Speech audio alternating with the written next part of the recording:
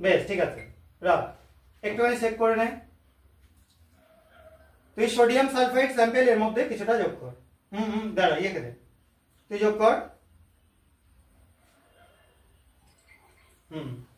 এবার ওকে দিয়ে দে।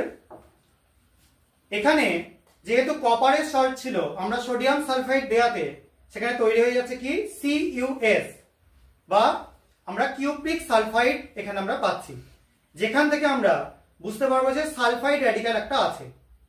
কিন্তু এই দুটোতেও কনফার্ম হওয়া যায় না যে সালফাইডই আছে এখানে। তাহলে আমাদের তৃতীয় পরীক্ষার সাহায্য নিতে হবে এটা কনফার্ম করবার জন্য। এটাকেও তোর সামনে রেখে দে।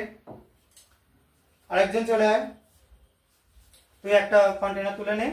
এখানে জলের মধ্যে হাতে গিয়ে সোডিয়াম নাইট্রোক্লোরাইড যোগ করা হচ্ছে, Na2FeCN5NO, সোডিয়াম নাইট্রোক্লোরাইড 8-9 মোটামুটি ড্রপ দিয়ে দে।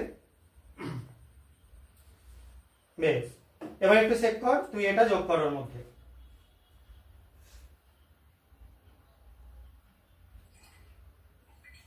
বেশ, আরেকটুখানি ওই স্যাম্পল যোগ কর, সোডিয়াম নাইট্রোক্লোরাইড।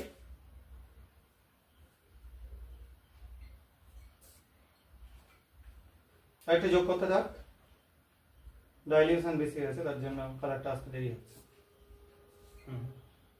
বেশ, ছেড়ে দে।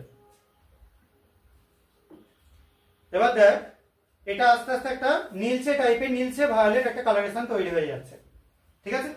এবং এই কালারেশনটা আসলে আমরা কনফার্ম হয়ে যাব, তুলে দেখা কালারটা একবার, যে আমরা এখানে সালফাইড একদম কনফার্মলি আছে।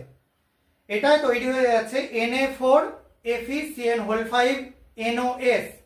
এই কমপ্লেক্সটা তৈরি হওয়ার জন্য এর এই কালারেশনটা আমরা দেখতে পাচ্ছি, এবং আমরা এখান থেকে মোটামুটি কনফার্ম হব যে এখানে সালফাইড অ্যাসিড র্যাডিক্যাল